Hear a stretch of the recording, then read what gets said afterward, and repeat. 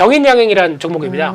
지난주에도 이런 비슷한 이제 화학업체인데 네. 어떤 원가 구조나 여러 가지가 변하게 됐었을 때 어떤 실적의 변화를 가져올 수 있는 대표적인 종목들을 요즘 많이 좀 눈에 보이다 보니까 말씀드리는데 경인양행 같은 경우도 상당히 오래된 회사죠. 이 회사 같은 경우 보시게 되면은 1977년 저 태어나기 전이네요.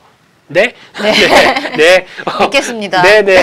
그런 관점 쪽에서 이 회사 같은 경우는 염료 쪽과 사카린이라고 혹시 아시죠? 알죠. 네. 네. 그러니까 단맛을 대신해서 이제 나오는 과거는 또 부정적이었다가 요즘엔 또 대세로. 바뀌었어요. 네. 네. 네, 이런 쪽으로 보시면 될 것 같은데 염료 같은 경우는 일단 주목하는 게 첫 번째로는 염료 우리나라 시장 점유율이 한 37% 정도 되는 걸로 보여집니다. 반응형 염료라고 하는데 네.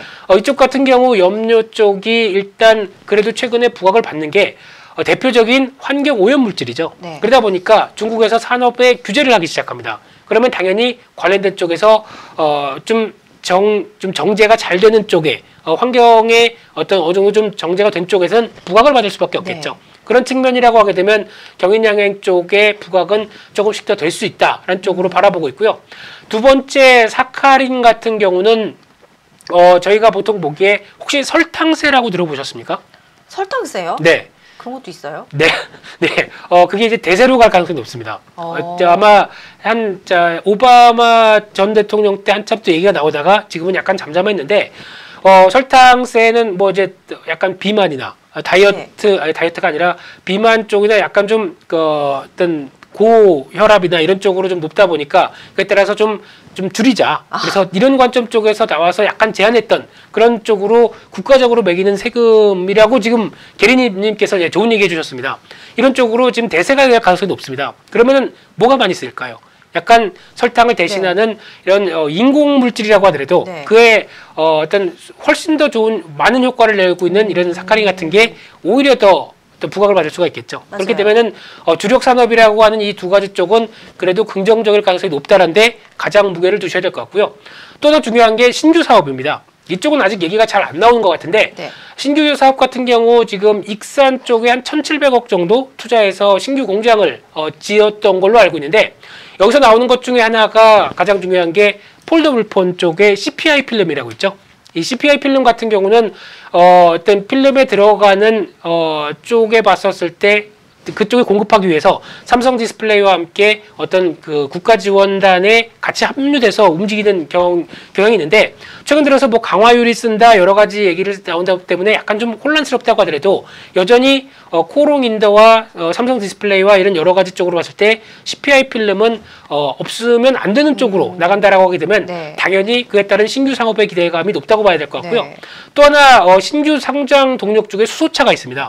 아직 얘기가 안 나왔죠. 어떤 거예요? 네, 이 회사 같은 경우 사카린의 부산물 중에 톨루엔이라고 있습니다.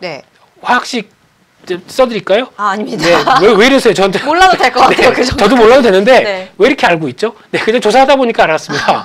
이 톨루엔이라는 쪽은 수소를 운반하거나 저장할 때 보면은 수소를 그냥 공기 중에 이거 우리 수소야. 여기 수소 보이시죠? 네, 이렇게 할 수가 없잖아요. 그렇게 되면은 저장할 수가 필요가 있는데 저장할 때 보면 액화 상태로 저장하기 위해서는 이 톨루엔이라는 물질이 필요한데 사카린의 부산물이라고 합니다. 그렇게 되면은 이제 수소차 관련돼서 수소 저장 장치가 확대되게 되면 당연히 수혜를 받을 수밖에 없다라는 쪽으로 보시면은 이 신규 성장 동력도 눈여겨볼 필요가 있다고 보시면 될 것 같은데 근데 이렇게 쭉 보다 보니까 그러면 실적이 어떠냐라고 봤는데 작년 실적 보시게 되면 확연하게 드러났죠.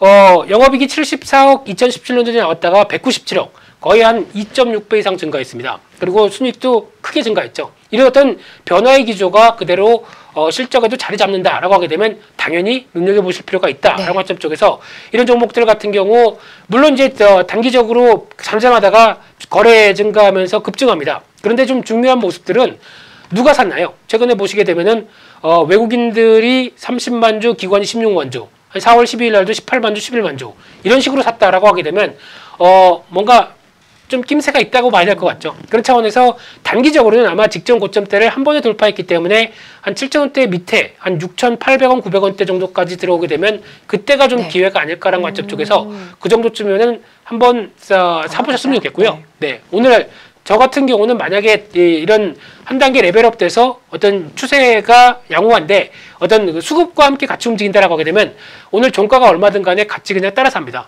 그런 쪽에서 보시면은 아마 내일부터는 좀 시세가 나올 만한 변화가 아닐까라는 관점 쪽에서 목표가는 일단 개인적으로 10,000원은 넘어간다고 생각합니다. 이런 변화만 들어오기 시작하게 되면 올해 실적 변화와 함께 들어온다라고 하게 되면 10,000원대는 가야 되지 않을까 생각하고 있고요.